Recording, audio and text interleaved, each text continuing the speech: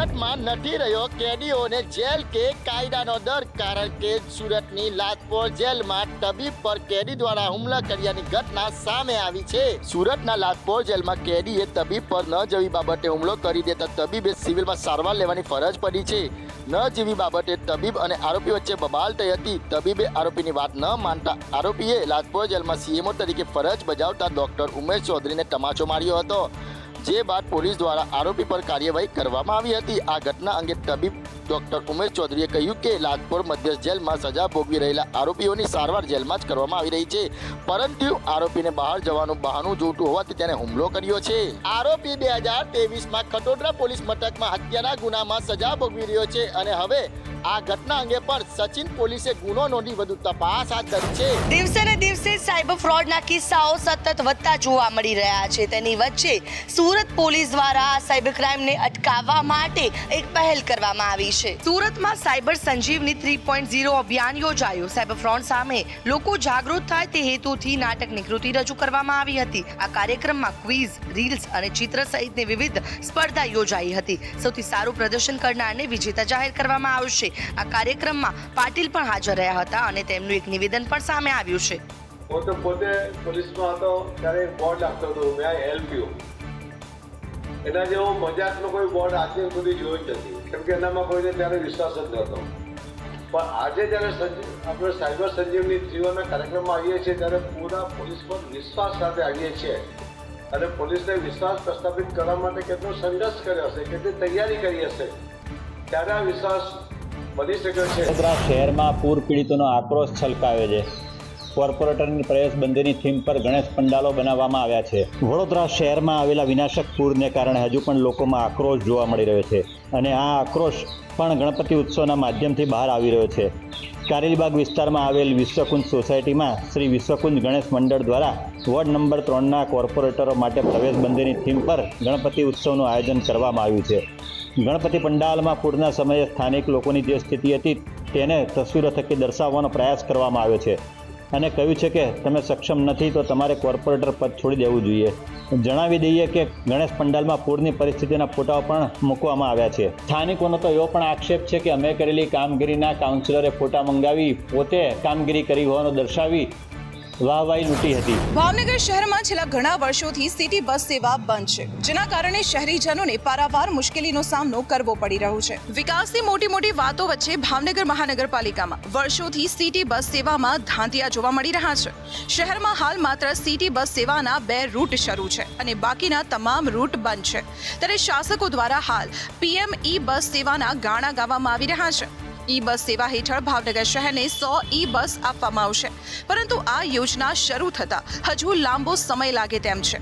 ત્યારે હાલ લોકોને તત્કાલ લાભ મળી શકે તે માટે શહેરના તમામ વિસ્તારમાં સિટી બસ સેવા મહાનગરપાલિકા શરૂ કરે તેવી માંગ ઉઠી છે, કારણ કે હાલ મુસાફરો ના છૂટકે રિક્ષાના વધુ ભાડા ચૂકવવા મજબૂર બન્યા છે। પરંતુ શહેરીજનોનું કહેવું છે કે તંત્રને અનેકવાર રજૂઆત કરવામાં આવી, પરંતુ મનપા સુવિધા આપવામાં આંખ આડા કાન કરી ઊણું ઉતરી રહ્યું છે। ભાવનગરમાં ટેક્સના પૈસા ભ્રષ્ટાચારીઓના ખિસ્સામાં સરી ગયા છે અને તેના બોલતા પુરાવા સામે આવ્યા છે। ભાવનગર શહેરના લગભગ રોડ રસ્તાઓ બિસ્માર બન્યા છે। જ્યાં જુઓ ત્યાં માત્ર ને માત્ર ખાડા જ જોવા મળી રહ્યા છે। ત્યારે મનપાના રોડ વિભાગે જિલ્લા કલેક્ટરને શહેરના બિસ્માર રોડ રિપેરિંગ કરાયા અંગે લિસ્ટ આપવામાં આવ્યું છે, જેમાં 21 રોડ રિપેર કરાયા હોવાનું જણાવવામાં આવ્યું હતું, પરંતુ વાસ્તવિક હકીકત મુજબ રોડ પર માત્ર ખાડા જ જોવા મળી રહ્યા છે। આ વાતની પરિસ્થિતિ જોતા જેમ તેમ થઈ ગઈ છે, જેને લઈને વિરોધ પક્ષે આકરા પ્રહાર કર્યા છે। કુલ 67 લાખના ખર્ચે આ 21 રોડનું રિપેરિંગ કામ કરવામાં આવ્યું છે, પરંતુ આ થીગડા પૂરવામાં જાણે ભ્રષ્ટાચાર આચરવામાં આવ્યો હોય તેવું લાગી રહ્યું છે। ભાવનગરમાં ટેક્સના પૈસા તંત્રએ ખોટી રીતે વાપર્યા અને ખાડામાં નાખ્યા હોવાનું સામે આવ્યું છે। વિરોધ પક્ષે આક્ષેપ લગાવ્યો છે કે તેમને માહિતી પણ ખોટી આપવામાં આવી હતી। ખેડબ્રહ્મામાં શિક્ષણ વિભાગની ગંભીર બેદરકારી સામે આવી છે અને તેના કારણે વિદ્યાર્થીઓ તળિયા વગરની શાળામાં ભણવા મજબૂર બન્યા છે। ખેડબ્રહ્મા તાલુકાના છેવાડા ગામે આવેલું છે કલિકા ગામ। અહીં પ્રાથમિક શાળાના બાળકો માટે નવીન શાળા તો સરકારે બનાવી આપી છે, પણ શાળાને છત આપી જાણે તળિયું લઈ લેવામાં આવ્યું છે। આ શાળામાં ભણતા 1 થી 5ના બાળકો ભેજવાળી જગ્યામાં નીચે બેસી ભણવા મજબૂર બન્યા છે। ગામ લોકોએ આ અંગે વારંવાર કલેક્ટરને રજૂઆતો કરી છે, આવેદનપત્રો આપ્યા છે, છતાં કલેકાની પ્રાથમિક શાળાના તળિયાની ગ્રાન્ટ મળી નથી। અને તેથી બાળકો ભેજવાળી જમીનમાં બેસી ભણવા મજબૂર બન્યા છે. આ શાળામાં જ ચૂંટણીની સભાઓ યોજવામાં આવે છે. આ શાળામાં જ મતદાન કામગીરી થાય છે, પણ તેમ છતાં પાયાની સુવિધાઓ અપાતી નથી. ચોમાસામાં બાળકોને શાળામાં બેસવાની સમસ્યા ઊભી થાય છે, ત્યારે વાલીઓએ તાત્કાલિક શાળામાં તળિયું બાંધવાની માંગ કરી છે. આણંદના બોરસદ તાલુકામાં તંત્રની બેદરકારી ભારે પડી છે. બદલપુર ગામે 15 દિવસ બાદ પણ વરસાદી પાણી ઓસર્યા નથી. સમગ્ર આણંદ જિલ્લામાં 15 દિવસ પડેલા ભારે વરસાદ બાદ ઠેર ઠેર પૂરની સ્થિતિ જોવા મળી હતી અને ધીરે ધીરે પાણી ઓસરતા જનજીવન થાળે પડ્યું હતું. પરંતુ બોરસદ તાલુકાના બાદનપુર ગામમાં આજે 15 દિવસ બાદ પણ વરસાદી પાણી ઓસર્યા નથી, જેને લઈ લોકો ભારે હાલાકી મુકાયા છે.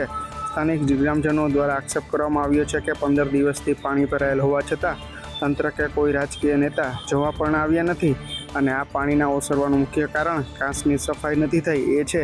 કાંસની સફાઈ તંત્ર દ્વારા માત્ર ચોપડે જ કરવામાં આવતા આજે ગ્રામજનો આ સ્થિતિનો સામનો કરી રહ્યા છે. ગામના મુખ્ય માર્ગો અને ફળિયામાં પણ લાંબા સમયથી પાણી ભરાયેલ હોવાથી રોગચાળાની ભીતિ પણ સેવાઈ રહી છે. ઉપરવાસમાં પડેલા વરસાદના કારણે અનેક નદીઓ ગાંડીતુર બની છે, ત્યારે નદીના વહેણમાં કાર તણાઈ રહી હોય તેવો હૃદયના ધબકારા વધારતો વિડીયો સામે આવ્યો છે.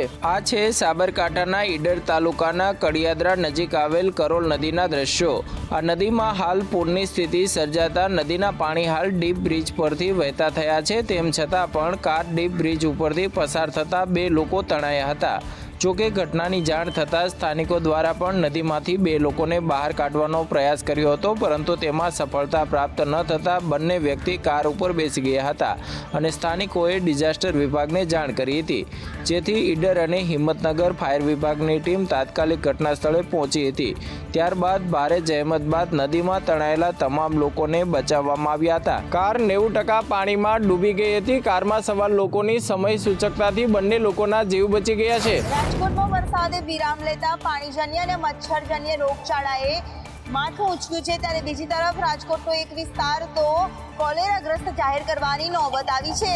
રાજકોટ રામનગરમાં કોલેરાનો વધુ એક શંકાસ્પદ કેસ મળી આવ્યો છે, તેથી રામનગર વિસ્તારમાં કોલેરાગ્રસ્ત જાહેર કરવામાં આવ્યું છે. સાથે જ જિલ્લા કલેક્ટરે જાહેરનામું બહાર પાડ્યું છે. આ વિસ્તારમાં ખાણીપીણીની દુકાનો, લારી ગલ્લાના સ્ટોર, શેરડીના રસ અને ફળોના ટુકડા કરી વેચાણ કરતું તેમજ તેમાંથી બનતા ખાદ્ય ચીજોના વેચાણ પર પ્રતિબંધ ફરમાવવા સહિત અનેક આદેશો કલેક્ટર દ્વારા આપવામાં આવ્યા છે. અત્યાર સુધીમાં રાજકોટ શહેરમાં લોહાનગરમાં 2 કેસ, વાવડીમાં 1 કેસ, લક્ષ્મીવાડીમાં 1 કેસ અને રામનગરમાં પણ 1 કેસ સામે આવ્યો છે. તો બીજી તરફ ડેન્ગ્યુનું શંકાસ્પદ એક વ્યક્તિનું મોત થયું છે. મહાનગરપાલિકા તંત્ર અજાણ હોવાનું પણ સામે આવ્યું છે.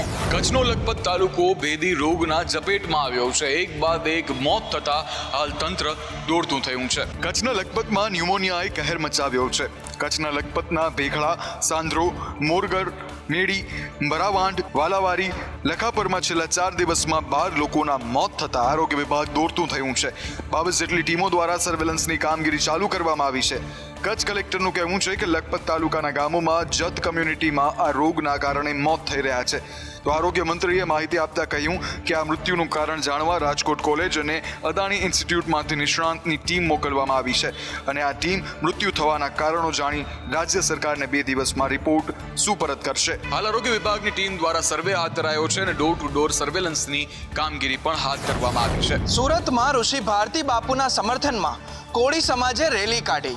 કીર્તિ પટેલ અને રામદાન ગઢવીનો વિરોધ નોંધાવ્યો. સુરત પોલીસ કમિશનર કચેરી સામે આજે કોળી સમાજના સભ્યોએ મોરચો કાઢ્યો હતો અને પોલીસ કમિશનર કચેરી ખાતે આવેદનપત્ર આપ્યું હતું. આ મોરચો ઋષિ ભારતી બાપુના સમર્થનમાં કાઢવામાં આવ્યો હતો અને કીર્તિ પટેલ અને રામદાન ગઢવીના વિરોધમાં સૂત્રોચ્ચાર કરવામાં આવ્યા હતા. વિરોધકર્તાઓનો આરોપ છે કે કીર્તિ પટેલ અને રામદાન ગઢવી દ્વારા બાપુના આશ્રમમાં ગેરકાયદેસર રીતે ઘૂસીને વિડીયો ઉતારી વાયરલ કરી બદનામ કરવાનું કાવતરું ઘડ્યું છે.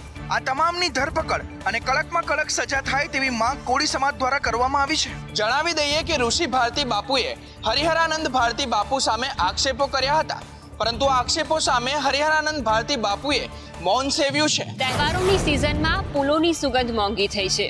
80 રૂપિયા કિલો વેચાતા ફૂલની કિંમત 500 રૂપિયાએ પહોંચી ગઈ છે. ગણેશજીની ભક્તિ કરવામાં મોંઘવારી નડી રહી છે, કારણ કે સામાન્ય દિવસોમાં 80 રૂપિયા કિલો મળતા ફૂલ 500 રૂપિયા કિલો મળી રહ્યા છે. 1 કિલો ગુલાબના ભાવ 600 રૂપિયા કિલોને પાર પહોંચી ગયા છે. ગલગોટા અને સેવંતીના ભાવ 200 રૂપિયા કિલો થયા છે. જાસૂદ અને ધરોનો એક હાર 400 રૂપિયા વેચાઈ રહ્યો છે, જ્યારે વિદેશી ગુલાબનો એક હાર 600 રૂપિયાએ મળી રહ્યો છે. આ ઉપરાંત જીપ્સી, લીલી, જાસ્મીન 700 રૂપિયે એક બંચ મળી રહ્યું છે. ગણેશ ચતુર્થીની ઉજવણીમાં પણ ક્યાંક ને ક્યાંક વધુ પડતો વરસાદ વિલન બન્યો છે. સતત વરસાદ થવાથી ખેતી પર અસરને કારણે ફૂલોનું ઉત્પાદન ઘટ્યું છે અને તેથી જ માંગ વધતા અને આવક ઘટતા ભાવ આસમાને પહોંચ્યા છે. હવામાન નિષ્ણાંત અંબાલાલ પટેલે ફરી એકવાર ખતરનાક આગાહી કરી છે. તેમનું કહેવું છે કે ચંદ્ર કાળા વાદળોમાં ઢંકાયેલો દેખાશે તો દરિયામાં મોટી હલચલ જોવા મળશે. અંબાલાલ પટેલે સપ્ટેમ્બરમાં વરસાદના નવા રાઉન્ડની આગાહી કરી છે. તેમણે કહ્યું કે 10 સપ્ટેમ્બર સુધી રાજ્યમાં વરસાદના યોગ સર્જાય છે. 9 અને 10 ઓક્ટોબર સુધીમાં સૂર્ય ચિત્રા નક્ષત્રમાં આવતાની સાથે જ વરસાદી સિસ્ટમ બનશે.